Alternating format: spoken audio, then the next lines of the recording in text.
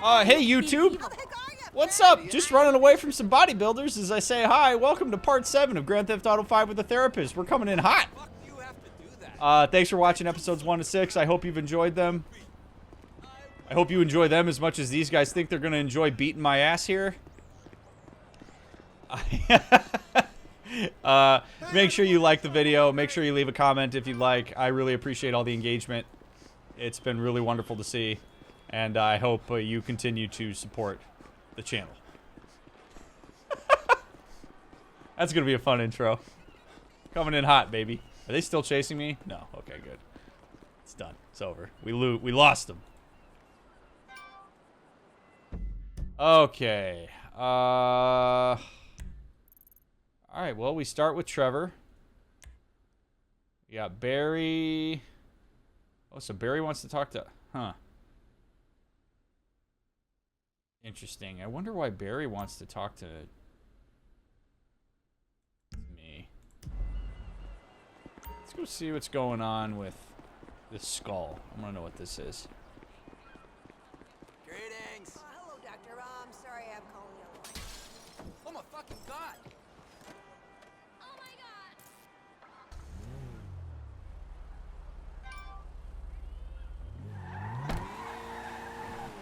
god! Alrighty. Does this intro count for started a fight bingo square? No. No, they picked it with me. I didn't have any influence on that. I would say no to that.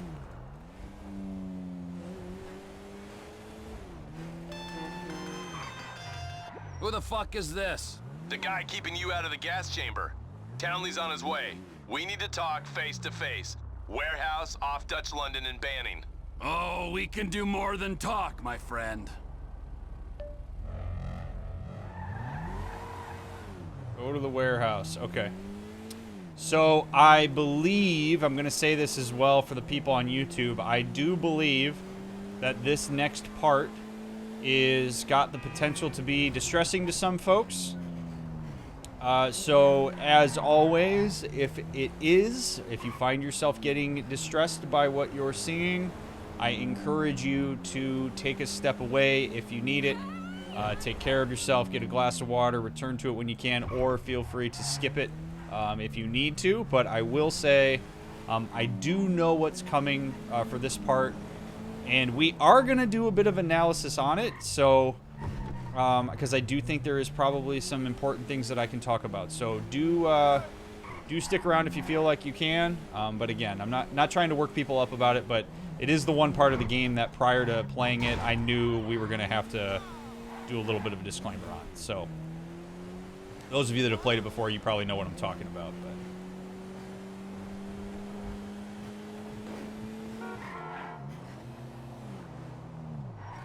But warehouse.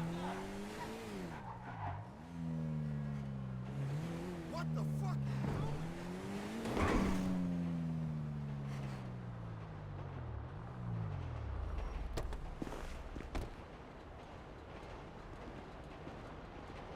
What's up, Michael? Mikey. You gotta quit that shit, man. Yeah, I know. I take speed mostly, and look at me. Boom! Best shape of my life. Yeah, I can still take you sugar tits. That's because you're fucking deranged, not because you're in good shape. Hey, why don't you stick to doing fucking crunches and feeling bad about yourself, all right, pork chop? This is a point where I want to address something that I think is important to address about Trevor, because Michael just did something that I think the general public who played this game does with Trevor, and we haven't talked about it yet. When you see marketing or people talk about Grand Theft Auto 5 and they talk about Trevor, what you will mostly hear people say is that Trevor is crazy, he's a psychopath, and he is just totally unhinged and out of control. And I hope by now, here in episode 7, you have come to see that that is not necessarily the case. And when people make that value judgment about Trevor, I think it diminishes the value that we can pull from digging into who he is and how he operates. Now, again, I do not excuse the behaviors that Trevor chooses to engage in. Okay, this isn't me justifying Trevor. But Trevor is very controlled. Trevor knows what he's doing. He's highly intelligent. He knows how to read people. You have to understand how to read people in order to throw them off their game.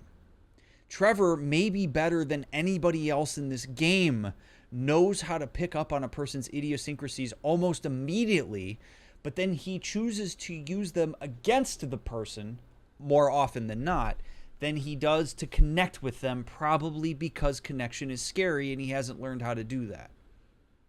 Doesn't excuse the way that he does it, but when people write him off as a psychopath, I think it takes away the very real reality that there are folks like Trevor who know exactly what they're doing when they are engaging with people in ways that are more or less in the spirit of their own agenda or in the spirit of chaos.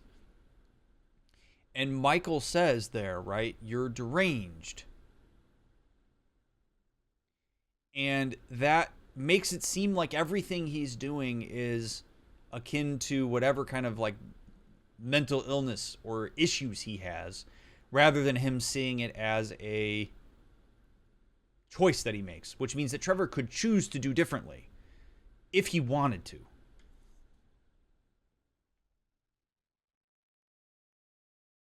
But just be mindful of that. That's what you see about Trevor all the time. And I hope that perspective has changed a bit for folks in watching this playthrough.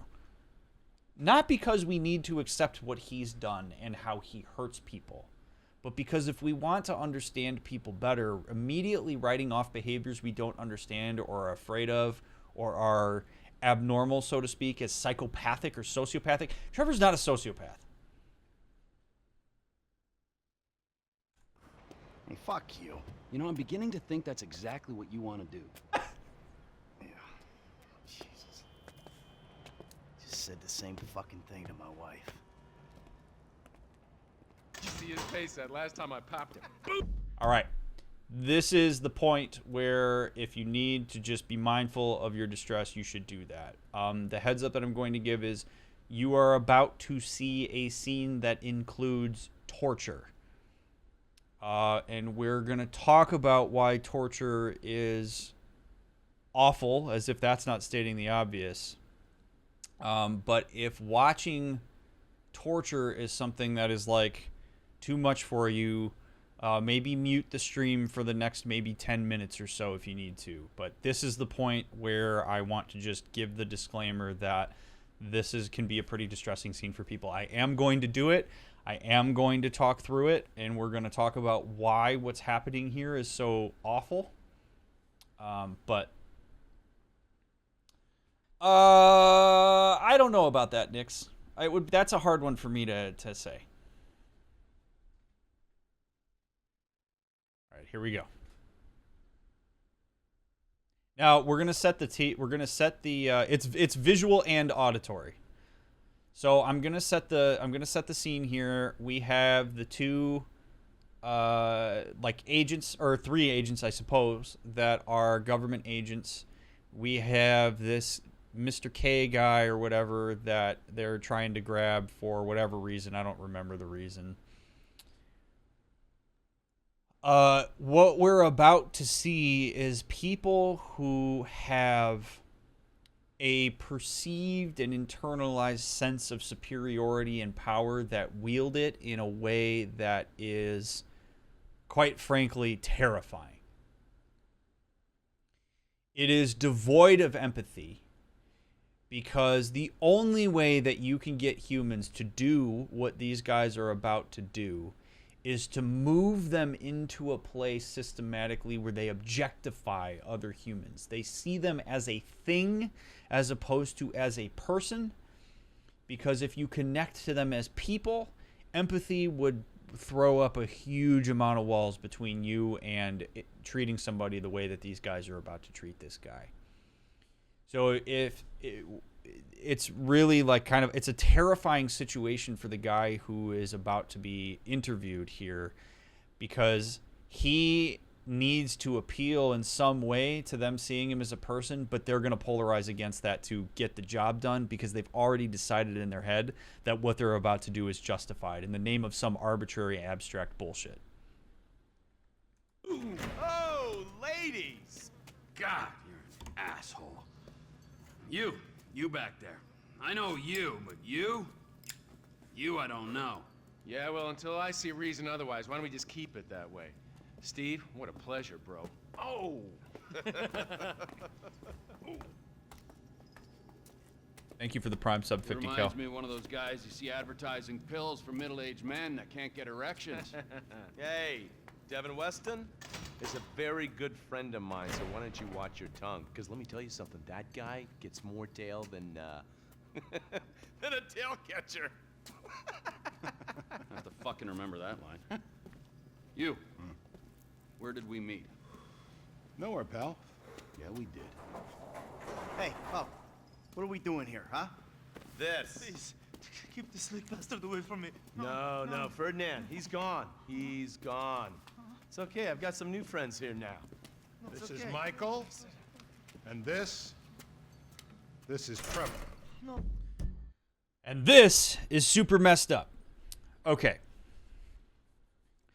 So not only... Oh, man. Okay, so not only are they going to treat this man as an object, they are not going to afford this man the opportunity to do the same in response. Them naming themselves to this guy is a tactic. People who work in labs, who do experimentations with like mice and with animals, one of the implicit rules that you hear when you facilitate those labs is don't name the mice, because if you name the mice, you'll connect with them more. So it is an act of emotional manipulation on their behalf to tell this guy their names, because now this guy's not being tortured by suits. He's being tortured by people that he can name. So this is going to have long-lasting ramifications and send his brain into a space of dissonance that wouldn't necessarily be reached if he didn't know who these people were. It's really nasty. And not, I mean, none of this is called for, but that's just taking it to a whole nother level. Now, our friend here, he claims he doesn't know anything. I don't know anything. I don't know. I already told nothing. Nothing. I don't know anything. Please, sir. You know about the Azerbaijanis. Huh? Azerbaijanis. I do audiovisual, hi-fi audiovisual. It's top man, good price, VIP. You know? So, You're a fucking spy.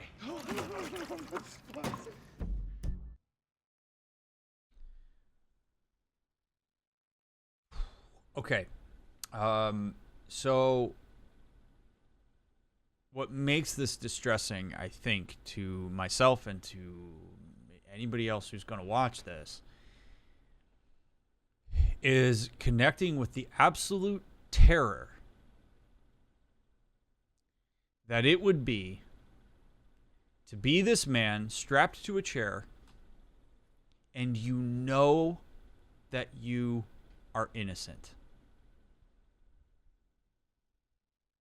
You know it. What's really scary is we have people that are in absolute positions of power who have already made up their mind that he is something without any evidence. They are operating on a hunch. Their expectation of this man is that he's a spy, which means that they are going to filter their experiences of how he interacts with them through that expectation. So when this guy says, I don't know anything, rather than assuming innocence and that he's a cable guy that got wrapped up in this stuff, who must be terrified, therefore what he's saying could be true, thus it's not airtight, thus we shouldn't do any of this.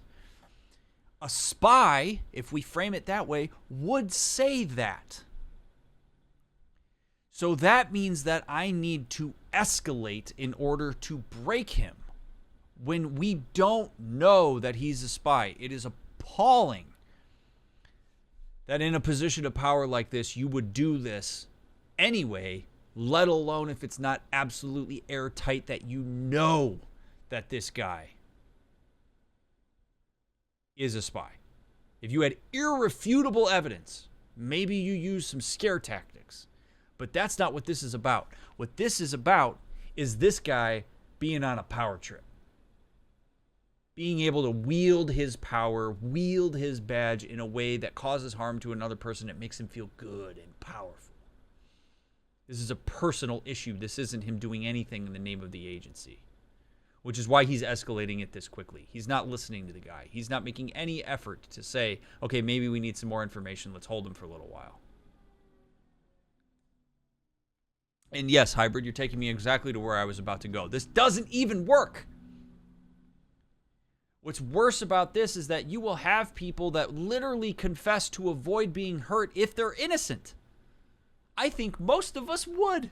If I was strapped to a chair and I had a guy about to like pour gasoline on me, pull my fingernails out, or whatever the hell else they're going to do, I don't have the intestinal fortitude for that.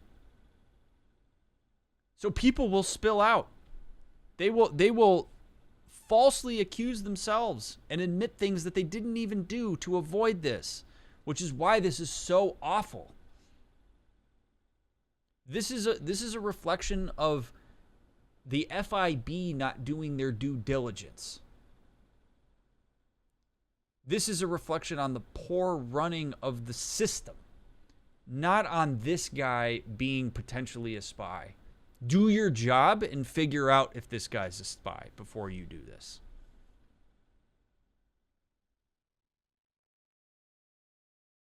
Yeah, you want to get closer to psychopath or sociopath, it's this guy. More so than it is this guy. And the asswipes at the agency know this. So I need to know, what did you tell them, and what did they tell you? I told them what I tell you. Uh-huh. What? Hey. What is this? The house in Rockwood Hills. The man who owns it. He works at the consulate. Oh, that's all I know. That's it. That's it. That's it. I go. You're gonna make him speak. No. You two are gonna drive up to Rockford Hills. No. And when we find out which man is the man with the problem, you put him down. No. Because I'm tired of these fucking nitwits at the agency taking all the glory. Let me go. All right, fuck is all this, huh? I think it's a good time, buddy. You know, go for a drive. Wait. No. You get to work, and I'm not here. All right, well, maybe I gave Guy's Trevor. your neighbor. Caesar's Place, Rockford Hills. Oh, I don't have to do it. It's okay. I don't have to do it. I don't have to be Trevor. At least I hope I don't. You kind of do? Okay, I don't remember. So, all right, for right now, I guess we don't. We're going to be Michael. If it switches to Trevor, then I'll give another warning. But Trevor being willing to do that, not great. This is time sensitive. I'm not a lawyer, but this is why you call a lawyer. If you're ever interested, there is a really amazing video on YouTube called Why You Shouldn't Ever Talk to the Police, and I encourage everybody here to watch it. I'm okay with a fade to black. We're going to let Trevor do his thing, and we're going to hope that maybe they redid this so that I don't have to watch that and do that. Everybody should watch that. Institutions are not your friend. Yeah, the more I see of your boss, the more I like him. I was you, I wouldn't be so critical of who others associate with. So is he gonna be a problem? For sure. But there's nothing we can do about it. If something happened to him right now, I'd be right under a microscope. An electron microscope of bureaucratic shit. And that would make it very difficult to keep old secrets. Oh, well, boo-hoo-hoo for you. You know who else is having trouble keeping secrets, asshole? Me. After you brought Trevor in on this. I only brought him in after you put out your press release. Townley's taking scores again. The Los Santos reboot. If we didn't control the situation and he'd unearthed this connection, then what? Then Trevor flips out, beheads me, kills my family, or raises them as his own. I don't know which is worse. Anyway, any of that could happen at any time. Slow down. Let's think this through. What does he know? He knows I'm alive.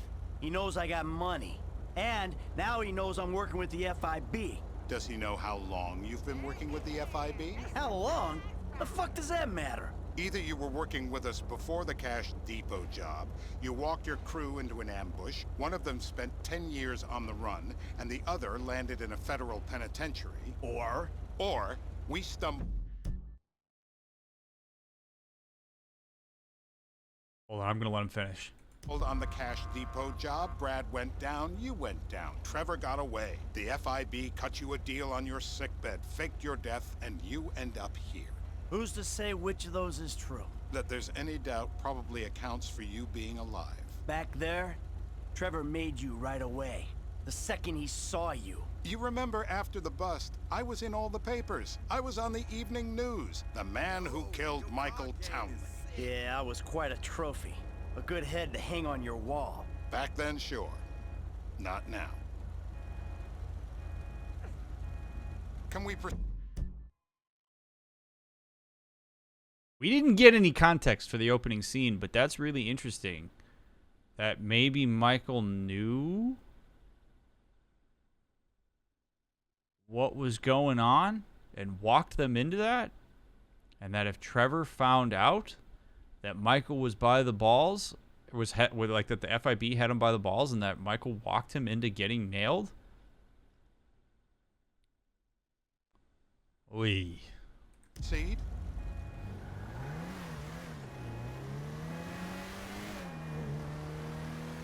A lot of there's a lot of accountability deferment between Michael and David. Neither one of them seems to want to admit wrongdoing, and they kind of do the whole like, well, I only did this because you did this, and you only did this because I did this. That's not effective communication, friends, as you can see. Like, ultimately, your response to what people do is your choice, and you need to take accountability for it. If we play the origin game, it takes us all the way back to the beginning of time.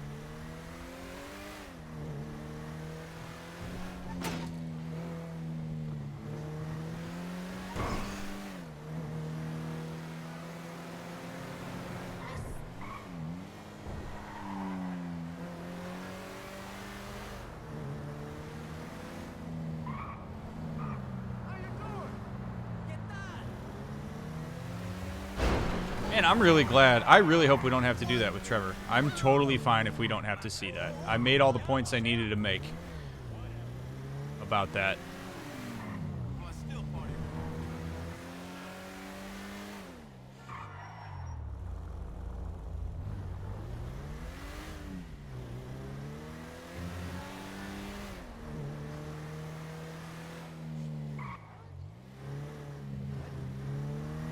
Oh, I know, DL. Yep. Pretty terrible what happens when we objectify people. Don't ever underestimate the power of objectification, friends. When you objectify people, it makes it way easier to cause harm. And this is why the internet is a cesspool a lot of the times, because people are able to hide behind objectification via username and anonymity and all that kind of stuff. We throw people into groups, and it's way easier. It's why when you look at wars, every side had nicknames for the enemies. It made it easier to do things that our empathy would often force us to override. This is bullshit. This place? Davey, they've been shooting the real cunts of suburbia here the last few weeks. No way that's your guy. Shit. You are kidding me. I'll call Steve. Wrong house. This guy isn't our guy. Okay. You sure you don't silence him just to make sure? If we're silencing someone, we're Oh my God. silencing the right someone. Get Good me for you, another David. address. Hey, What you a want coffee? that's terrifying. That is terrifying. That guy is the worst guy that we have come across. And the reason he's so bad is because he has the weight of a badge and an institution behind him. This is a guy that was vetted. When you go to be an agent for the CIA or the FBI, the amount of background checking and bullshit you have to go through in order to make it in is unbelievable. And this guy made it. But why? He just says, yeah, go ahead, zero him out, silence him, shoot him. There's no repercussions for you in doing that because you have the weight of institutional power and decision making behind that. You were just following orders. You just did your thing. That should terrify all of us. That is scary. Is Trevor scary? Sure. Is Michael scary? Yeah. Is Franklin scary? Sure. That guy is exponentially scarier because there's no way he's the only one, and two, he is throwing around power and credentials that are created to try to protect folks. And he's using it in a terrible, self-indulgent, roll by my own rules kind of way. And is probably given the benefit of the doubt by virtue of being, middle-aged white dude. I'm not sure, Dragon. I'm not sure if Trevor does I don't think Trevor tells other people he does drugs, or does Trevor tell other people he does drugs so others think he's less in control? Maybe. That could certainly throw people off more. Sure. It's hard to know without asking him, but it's certainly a possibility. Turns out Okay. Shit. All right, we do have to do it. So, all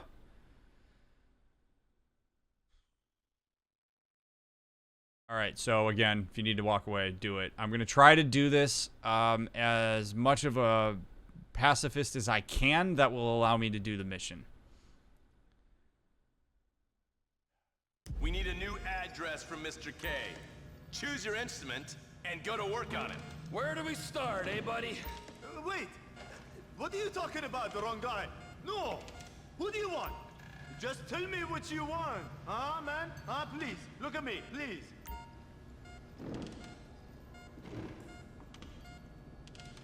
This is an important part of the great democratic experiment.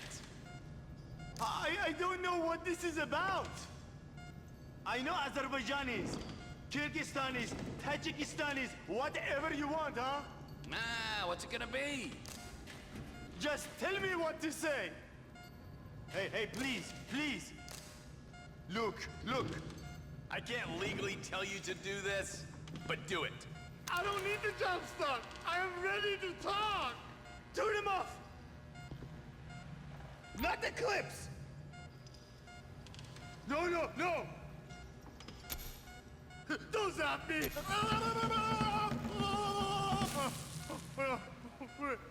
You can't. Don't do it. Come on. Whoa. This is bad. I hate this. We're going to go as fast as we can here. It's Kurt. I think he's getting a stiffy.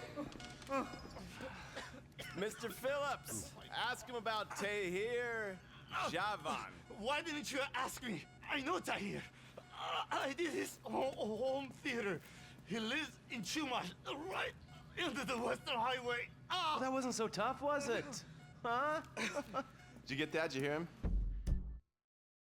This guy is willing to talk. I hate this so much.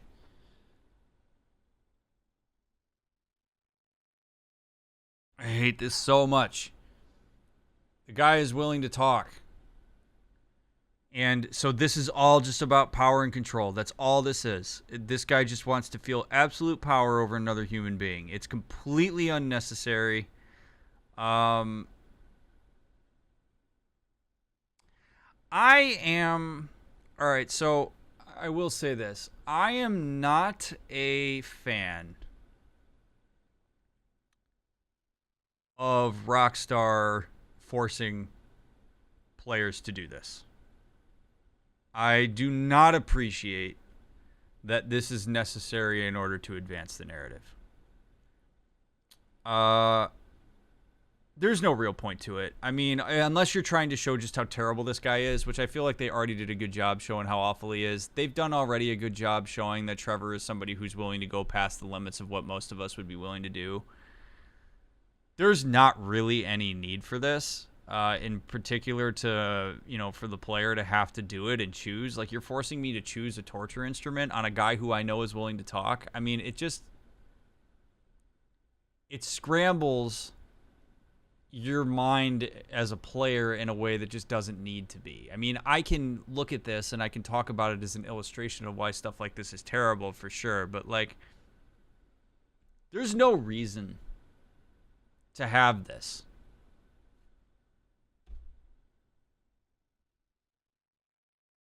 And that's not, I have a hefty appreciation for, I don't believe that we should all be desensitized in the world to terrible things. Like, I really don't think that that's good. I don't think living in a sanitary environment is healthy for people on the whole, but this is a little far. It's just not really necessary. Or have some sort of alternative where we can choose not to torture him. And I know we're not going to post a clip from this on TikTok. At least I don't think we will, but I know there would be people that, like, show up in comments and stuff that are like, oh, I tortured the shit out of him. Ha, ha, ha. It's just a video game.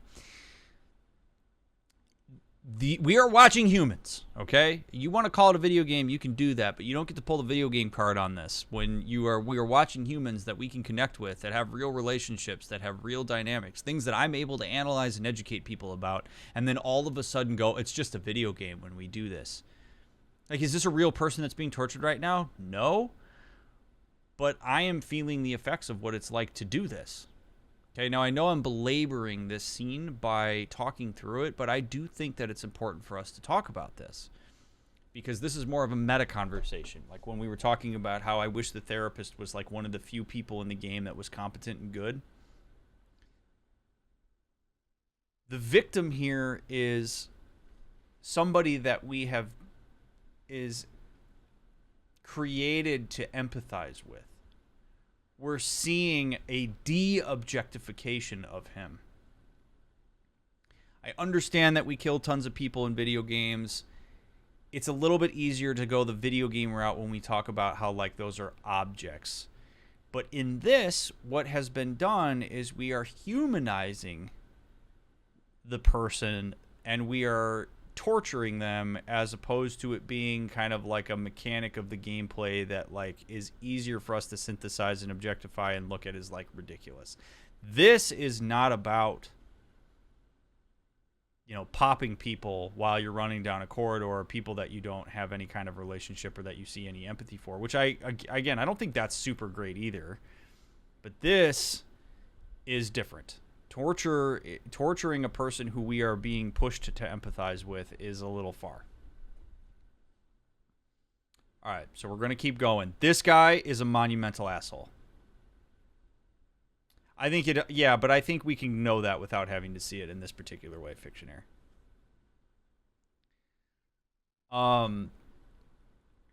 So let's go back here to talking through some of what's going on here, because I do think there are things for us to talk about and illustrate. First and foremost, what's happening here with the two of them is a choice.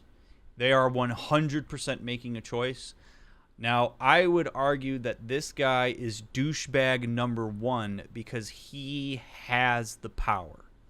This guy right here has the weight of an institution, of the federal government behind him, which is a force that really none of us can really, fight well against individually. Just, talk to anybody who's had to deal with the IRS, let alone the FIB or, CIA or whatever the hell.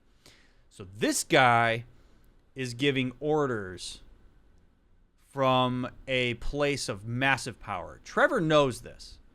Now, Trevor is making the decision to do this. What I would love to have the option to do is to take that monkey wrench off the table and wallop this guy with it and knock him out, release this guy, and tie him to the chair and report him. That's what I wish we could do. We can't do that. But Trevor has that choice. Trevor also could say, no, you do it, asshole. The tricky part here, though, is because this guy is so unhinged and because this guy has the weight of that power, this guy could say to Trevor, if you don't do it, I'll book your ass away in jail for 20 years. I make 2 phone calls and your ass is fucked. Now what? Right? A lot of us like to think that in that moment, we would say no and we would stick to our guns. This guy keeps escalating, says 25 years. I can get you life in prison. I could frame you for something that'll get you sent to the slammer for the rest of your life if you don't do this. Would some of us still not be able to do it? Sure. Are there people that might find it in them to hit this guy in the head with a monkey wrench if it meant avoiding being framed and thrown away? That's the real scary part about this. This is why people in positions of power have to understand the power that they're wielding. Now, Trevor is kind of willingly going along with this and having a lot of fun with it, but that could also, I'm not going to say that it is, but it could be potentially like a coping strategy for this of like, if I have to do this, I'm going to try to frame it in my mind as best I can to do it. Trevor was also in the military, which means that he might have had some kind of training about how to objectify folks, because that happens in the military. You have to effectively brainwash people into being able to kill and harm others, because it's not something that comes innately to humans as much as we might like to think it does. But this guy is the massive problem here. Trevor agreeing to do this is not great, but this guy is the one that is really, really, really the person that should scare all of us.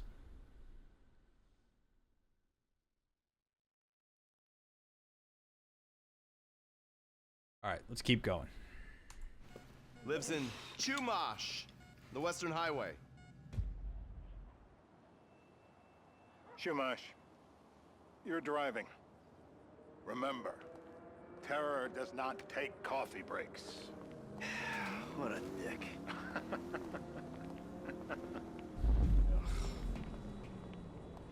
Who's the terrorist right now?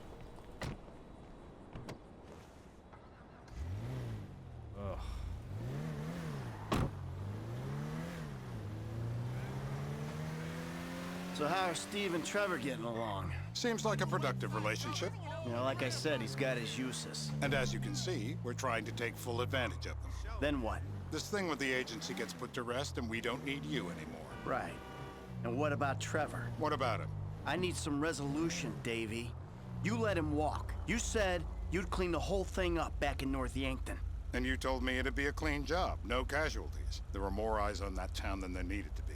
Yeah, well, according to my eyes, Trevor's your problem, Dave, as much as he is mine. He's not a problem at all. We're monitoring him.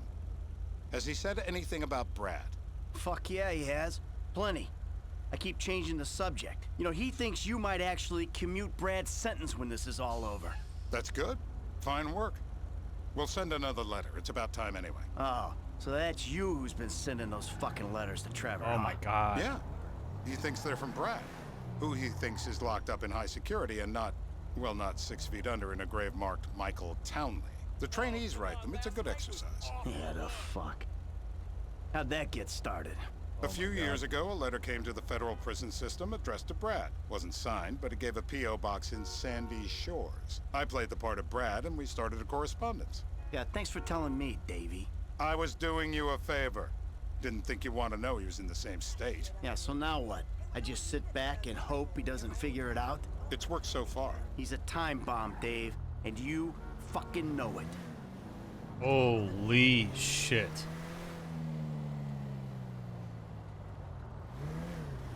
I mean, I don't like any of this, but again, Who in this situation has the most power? Dave.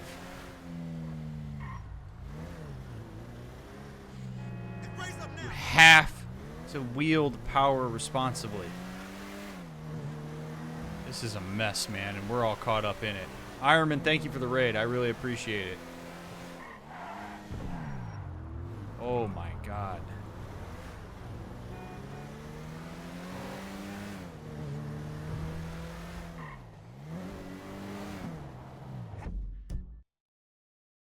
Oh, okay. So this is even... Oh. Trevor and Michael are protective of each other, while at the same time Michael's engaging in something that really is going to hurt Trevor a lot. We have to keep in mind the importance of Michael in Trevor's life.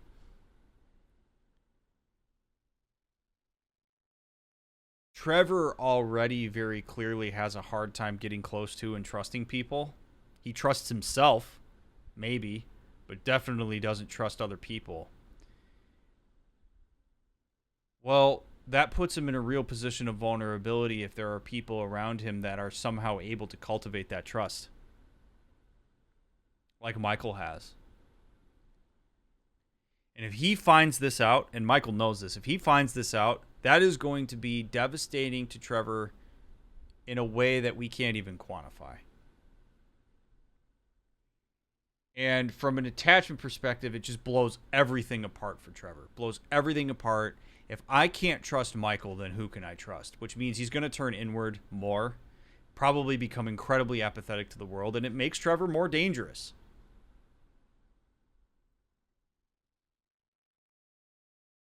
And Michael is stuck between what he probably perceives to be a rock and a hard place, which is, do I piss off the government and have to lay in the bed that I made, or do I continue to capitulate to the power that they wield at the expense of my friend and at the expense of my own personal boundaries? Michael's not innocent in all of this, okay? Nobody here is innocent. Everybody here made bad choices. So there's no real tragic figure here. We probably feel a little bit worse for Trevor and Michael because we connect to them. We have a little bit more time spent with them. But ultimately, everybody here is accountable in the worst of ways. But one subset of them has the weight of the institution that sets the sentencing behind them, and the other does not. And that creates a very important hierarchical dynamic here.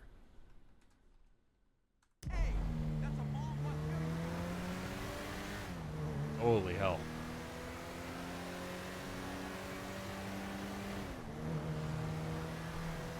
And this is precisely why it's very important to think about systems, not just individuals.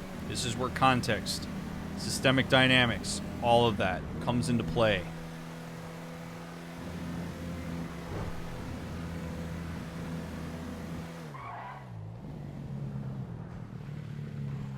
Alrighty. Here we go. Let's see.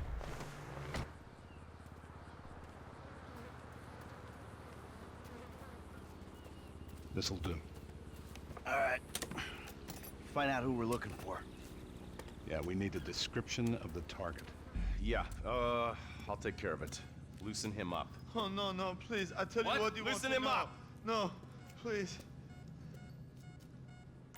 Let him talk. He don't look loose to me. Anything. I'll give you anything. What do you want? Let's see what we got here. Not the jumpers. My heart. You can't! No, no, no. Don't do it.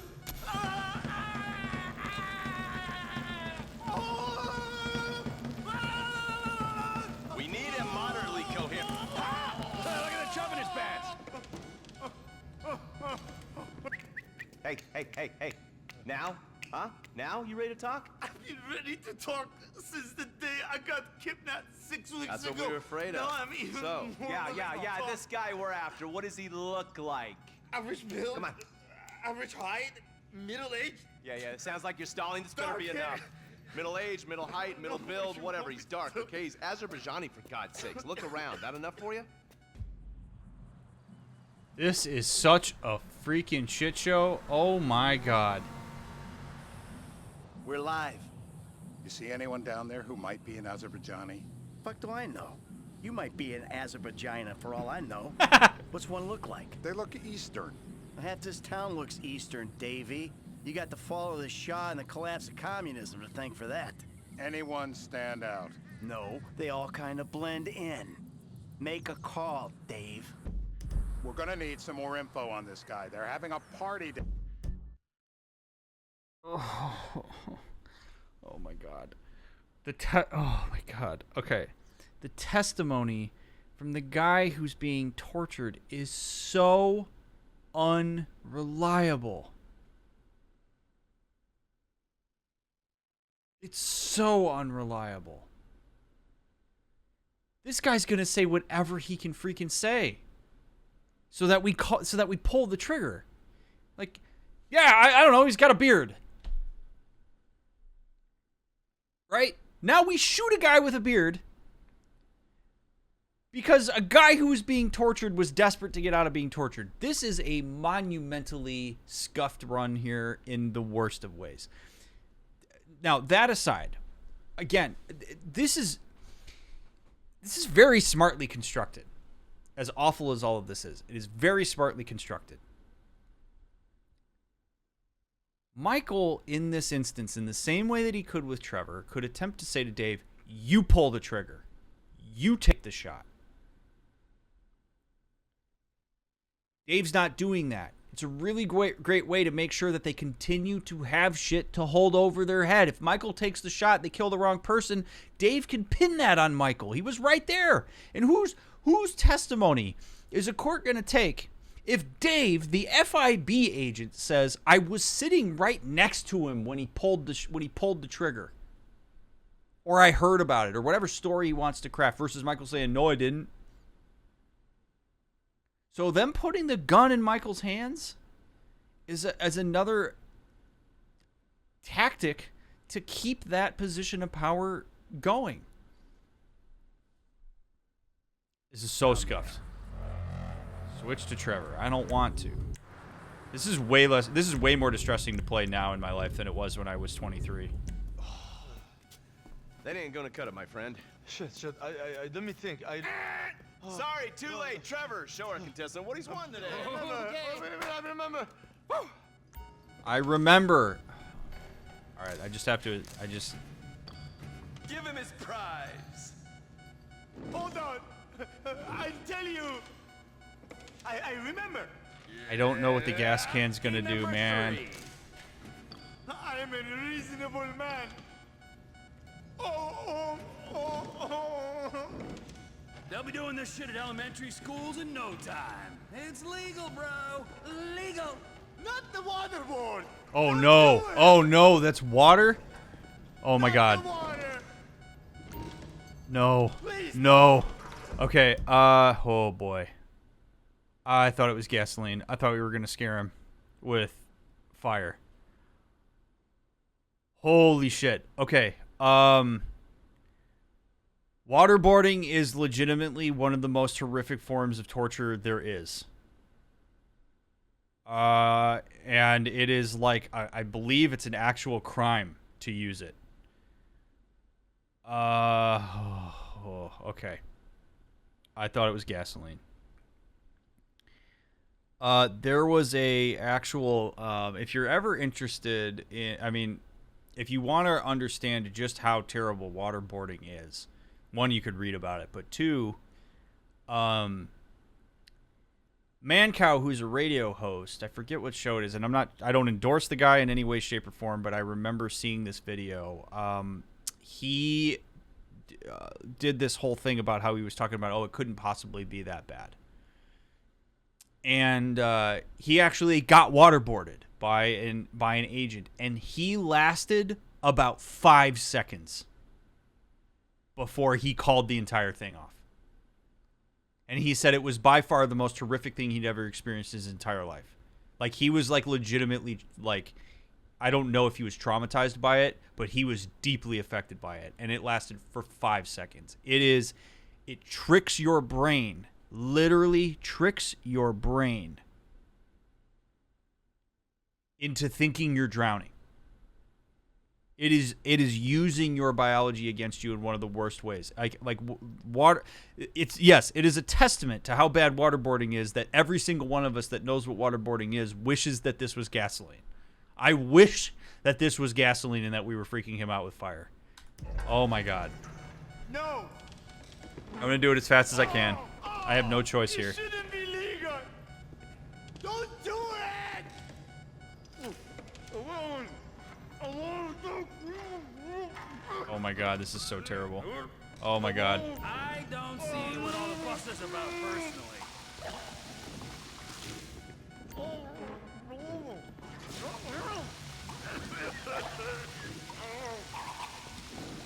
Help me pick this up.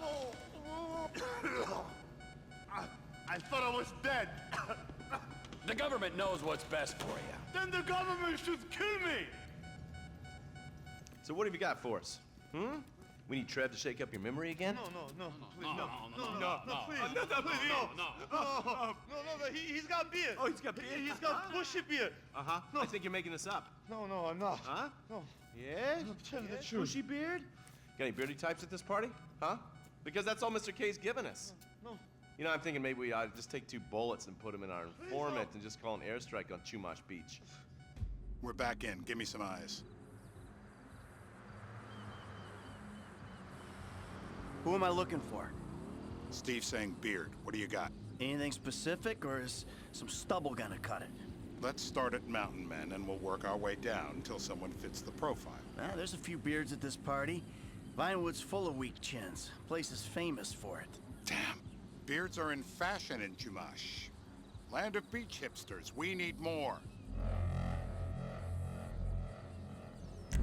It's gonna be a long day until you give us some intel on our target. He's got beer. He smokes. He smokes like a fucking chimney. I don't know. Trev, maybe one more time? Just to be sure. Please, no. I told you, he smokes. That's all I know.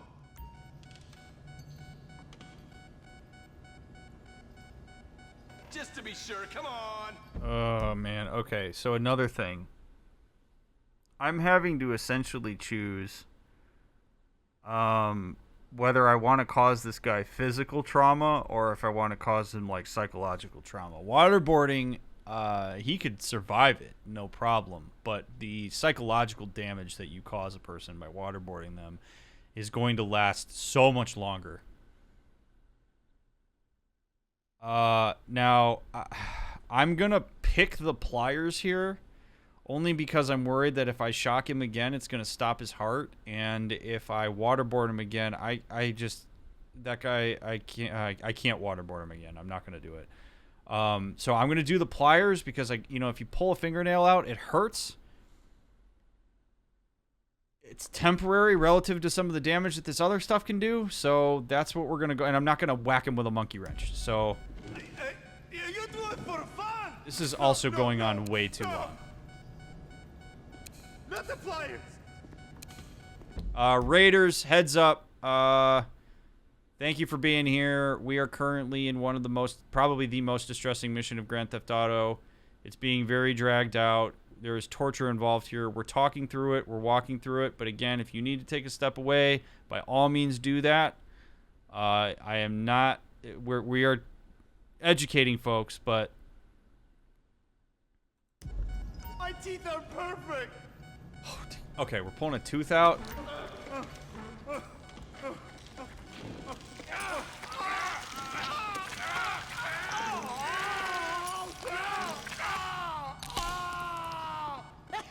They're all root.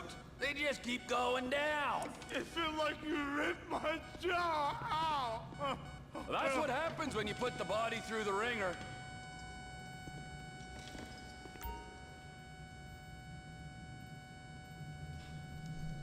It's coming. The light. Let me go through it.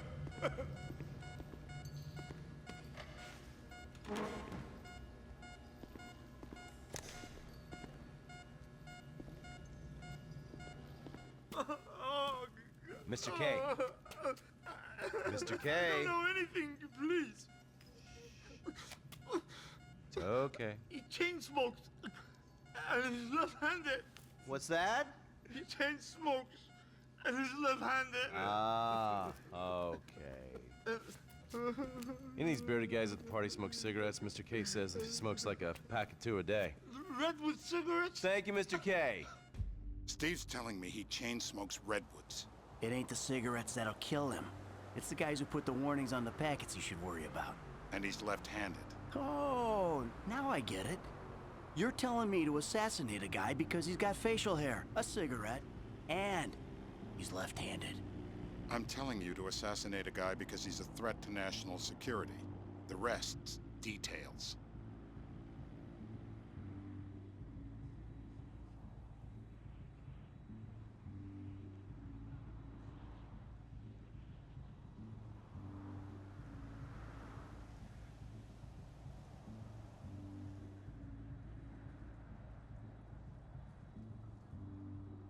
Ah, I see someone. He fits the profile. Yep, fits it all the way. I got a good feeling. Well, as good as you can get while clipping a guy who probably don't deserve it. And now I'm taking the shot.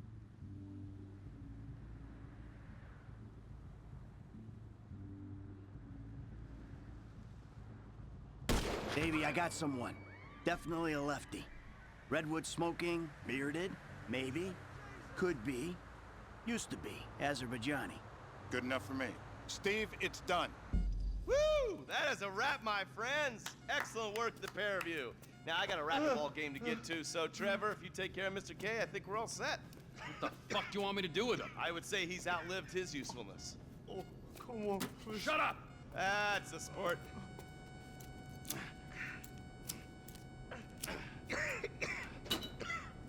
Let's go, come on. Where are you taking me to?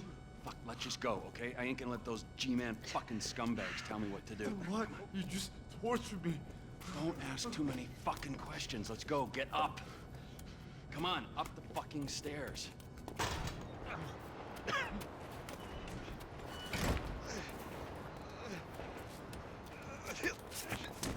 Oh, for fuck's sakes. Come on, let's go. All right, now you got a flight to catch, okay? Let's get you to the airport. Oh, safety first.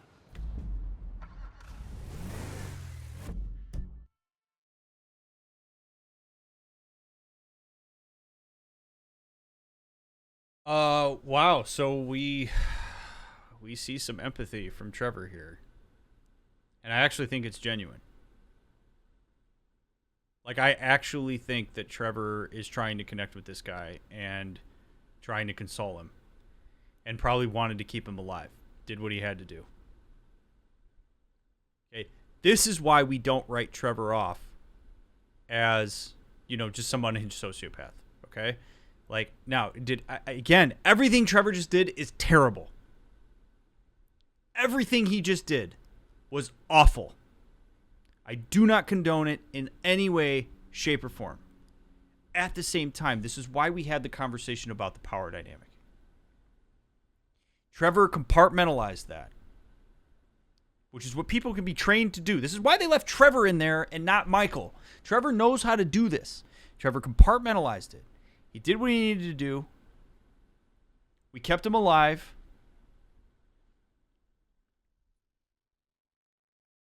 And he knows that this guy is hurting, and he has softened more than maybe we have seen him soften with anyone besides Tracy in how he's engaging with this guy. Which is going to completely mess up, I mean, a lot of things for this guy. To have the guy who just tortured you all of a sudden soften and take care of you would be pretty messed up. And also, it's better than Trevor being an asshole to him. Especially if it's genuine.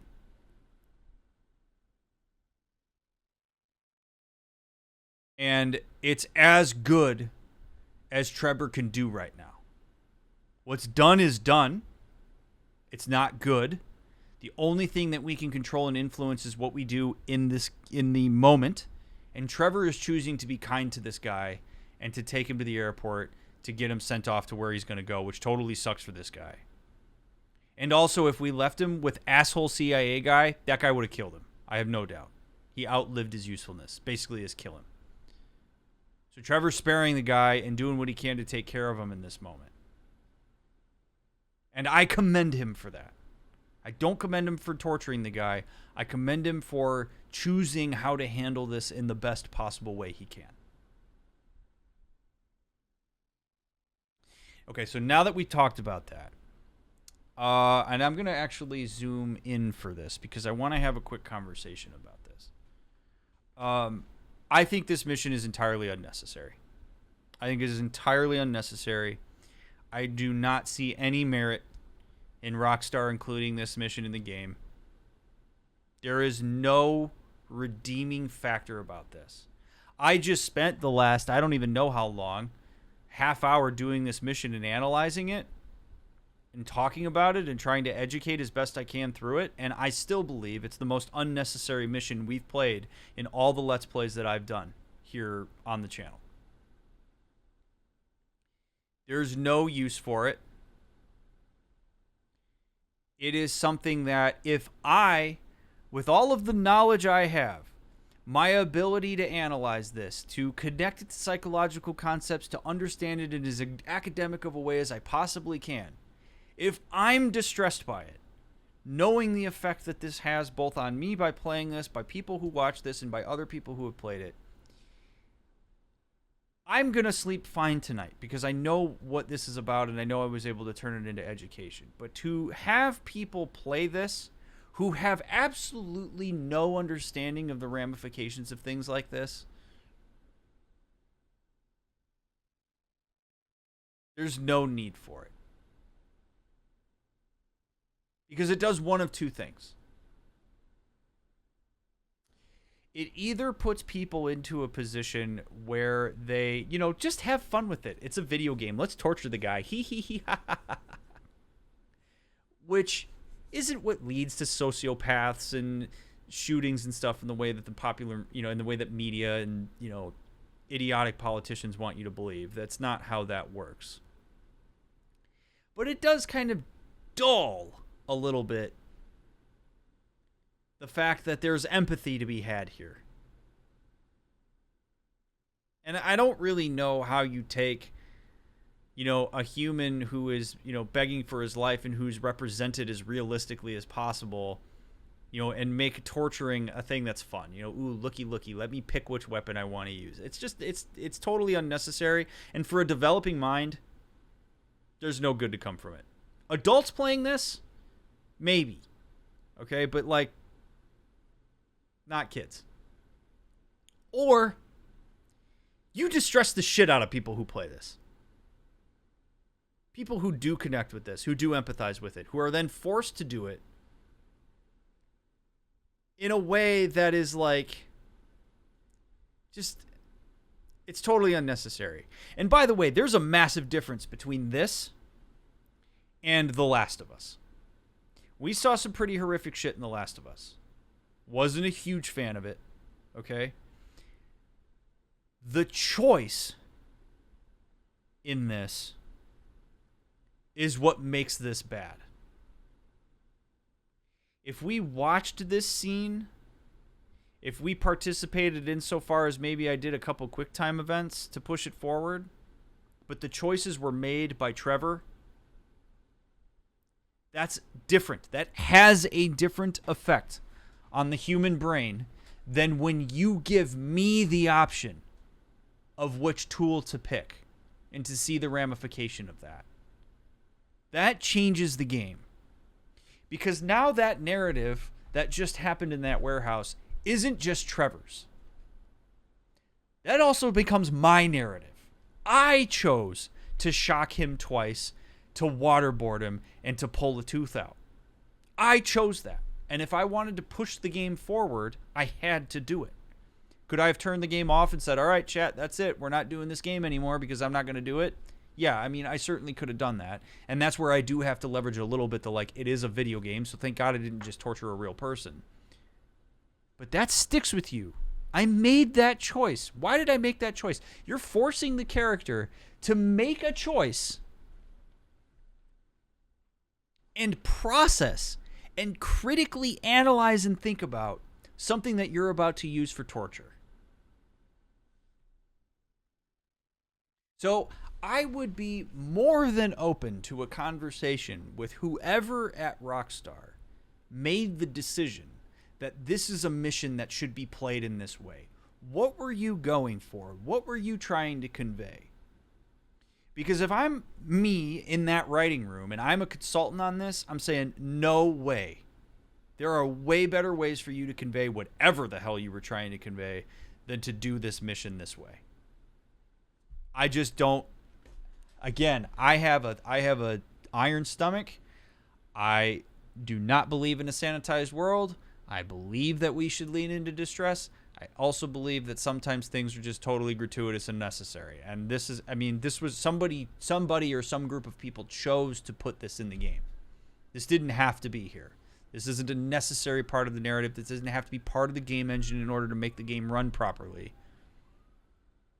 This is something that was legitimately chosen to be planted in this game in this moment to create something. And I don't understand what it is. Honestly, if I was going to tweak if I could give me one tweak, if you said this has to be in here for whatever the reason, do not give the player the choice of what to torture the person with.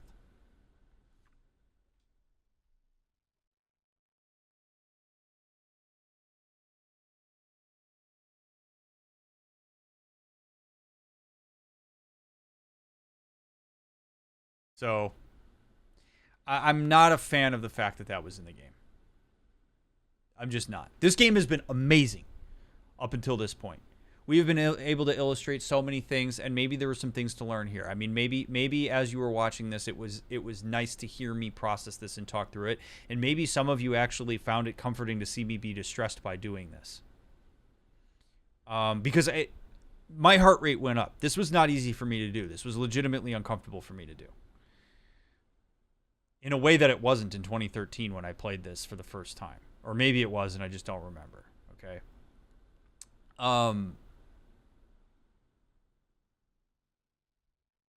It's so unnecessary. So, I mean, I hope that of all the playthroughs maybe you've seen, of all the things that if you've watched this scene multiple times, I hope that this one maybe brought the most meaning to you and that there was something to be learned from this. I will say this, that people like that man that just got tortured deal with that shit all the time. The most recent example, 9/11. When 9/11 happened, brown folks, Muslim folks, scared to death. Because that one little monochrome of representation, a couple extremist Muslim dudes hijack a plane, fly it into the World Trade Center. All of a sudden, people in positions of power, representation went so far that, like, no, it could be any brown person. It was an easy way to objectify and other an entire group of people. So much so that there are still brown folks and Muslim folks that I have known personally that are terrified to go to the airport and to fly. Understandably so. So this kind of thing, you want to talk about like representation, like this is an extreme micro example of this, but this happened to a lot of people. Government let a lot of people down and has in a lot of ways throughout history let a lot of folks down. And and if there was any kind of connection to be made here between what we just watched in real life, it would be that. I am blessed to be a middle-aged white dude. I fear basically nothing on the day-to-day. There are people that if they see feds or if they see police officers, they have to go through the TSA at the airport, they have to deal with the government in any way, shape, or form, are terrified because it's not there to protect them. in the same way that it is there to protect folks like me. And that's a fact. That's not an opinion. It's not just, you know, Ryan's just making shit up. Like that's legitimately how the world works. Talk to a diverse array of people and you will find that is the case.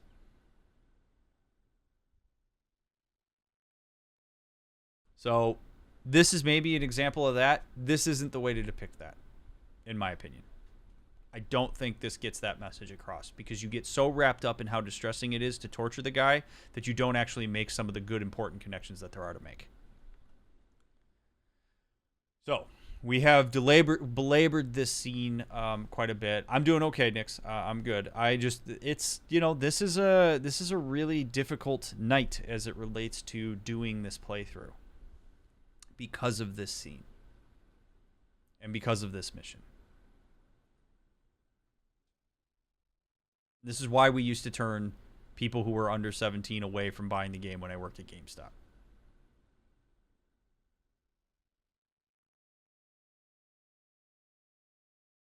Yeah, it's terrible, madame.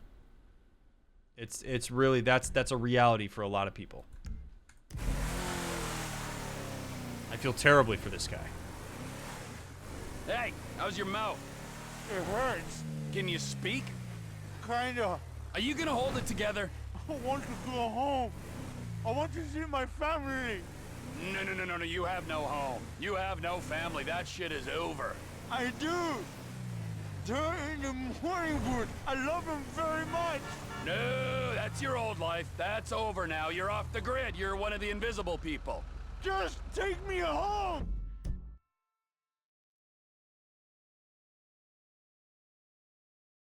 Okay.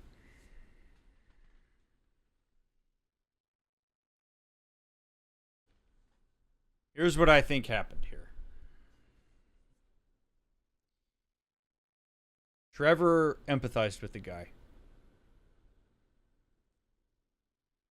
We walked out of the warehouse with this guy. We get him in the car. Trevor's taking care of him. And what I legitimately think happened is that got a little bit too close to humanity for Trevor. If Trevor goes too far down that line, I think it opens up a can of worms that Trevor doesn't know how to manage, doesn't know how to deal with, has not had the proper relationships in his life to be able to consolidate it and figure it out and process it. Empathy in that way, I think to a certain quantifiable amount becomes terrifying to Trevor, and he doesn't know what to do. So his coping strategy would be to put a lot of distance there, to firm up the lines, to re-objectify, to make sure that he protects himself from going there.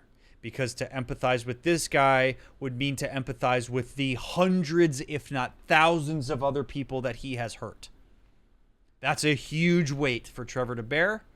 Way easier to just shut it down. So I think he checks in with this guy. He says his tooth hurts, and then there's a change there. And Trevor goes back to being cold. He goes back to, nope, your life's done. I'm not connecting with the fact that you have a family. I'm not going to listen to any of that. We're back to cold and distant and objectified because that's what I have to do in order to protect myself in this moment. Does it make it right? No, but psychologically it makes complete sense that he would do that. It opens up too much of a can of worms for him to empathize with this guy.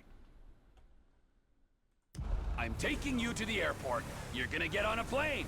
You're flying a long way from this country and you're gonna spread your message. I don't have a message.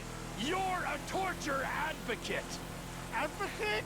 The media and the government would have us believe that torture is some necessary thing. We need it to get information, to assert ourselves. Did we get any information out of you? I would have told you everything. Exactly. Torture's for the torturer, or the guy giving the order to the torturer. You torture for the good times. We should all admit that. It's useless as a means of getting information. I'm feeling lightheaded. Cool, Rockstar. Way to be heavy-handed with it after the fact. You could make this entire point without making us go through the torture. You could make this entire point without the experience. I've made my point. Sometimes you torture for the torturee, but only if they're prepared to pay. Yeah, if it's consensual. Very unwell. It's me with you. Jesus Christ, good grief. I thought we really bonded, but now I'm having my doubts.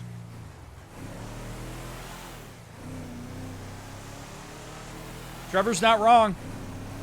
Everything we've been talking about tonight, torture's worthless.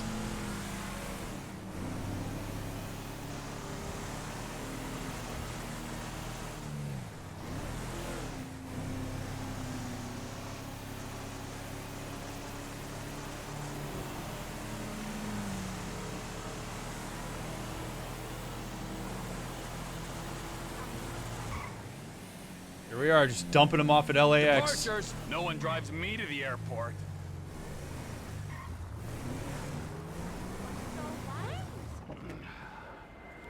Here we be.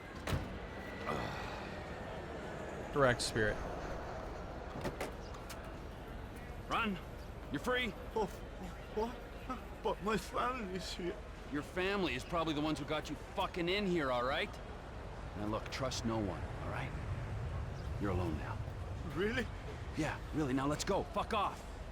Come on.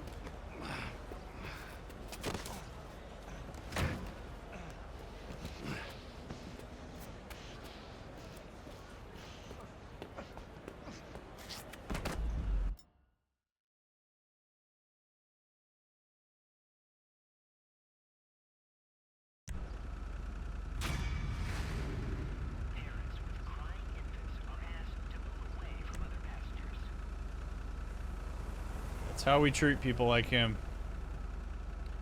You're only useful to me until you're not. And then get out of my life. Yikes. Maybe that scene emphasizes that the message that torture is worthless. Invoking emotion to portray injustice through art has been done throughout history, regardless if it's good or bad. Maybe. I just don't think that this was the best way to do it. I really don't. You think him denying this guy access to his family could be his twisted sense of compassion from Trevor? Maybe he assumes that if he went back to his family, the government would get wind of him again? I don't know. It's hard to know that. We'd have to ask Trevor about that.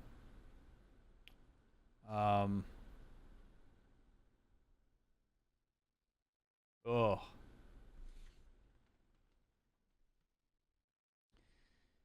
That is a brutal mission. That is a really, really, really brutal mission with a lot of complexity to it. And you know, if you feel gross right now, so do I.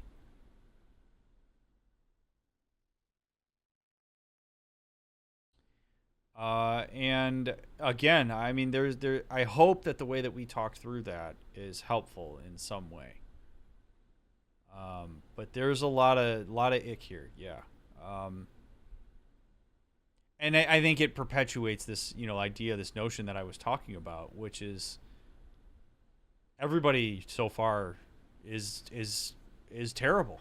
Like, I mean, every top down, entire mission, every single person's accountable there for what they did. It's terrible. Now, for those of you that are wondering, like, what's going to happen now, I am going to stop this VOD. We are going to stop here. And when I post this to YouTube, it's going to have a disclaimer on the front of it because I want people to be able to skip this mission if they don't want to see it. I am going to finish out the evening by doing a bit of a guitar stream. So if people need to just kind of relax and calm down, that's what I'm going to do to try to wind us down. So if you're thinking like, man, I need somewhere to go or something to do here to just kind of get my brain back into a good space, this community is a really good place for that. I'm going to put some guitar on in the background. I'm going to just kind of play some stuff. Maybe I'll even take a few requests. And we'll just kind of chill for a little while. So if you were watching this on YouTube, if you did make it to the end of this and you watched it, I do appreciate that you watched this video. If you skipped it, you're not going to see this message, but I totally understand if you skipped it. But I don't want people to miss out on the run. And I believe that this mission needs to be its own thing. If people want to access this on their own time and learn what they can from what we talked about, that's great. If they want to skip it, I don't think there's anything lost here. I can very easily say at the beginning of Part 8, last episode, there was some torture. The guy got out, and we're going from there. So if you want to stick around, by all means do that. If you're watching this on YouTube, thank you so much again for watching the video. Do leave a comment if you like. Subscribe to the channel and like the video. I mean, it's a weird video to like, but you know, if you feel like this was the best representation you could see of how to handle this mission, maybe give it a thumbs up. But I do really appreciate you watching it, and we'll catch you on part 8 when there is, you know, maybe a little bit less intensity to come along with it.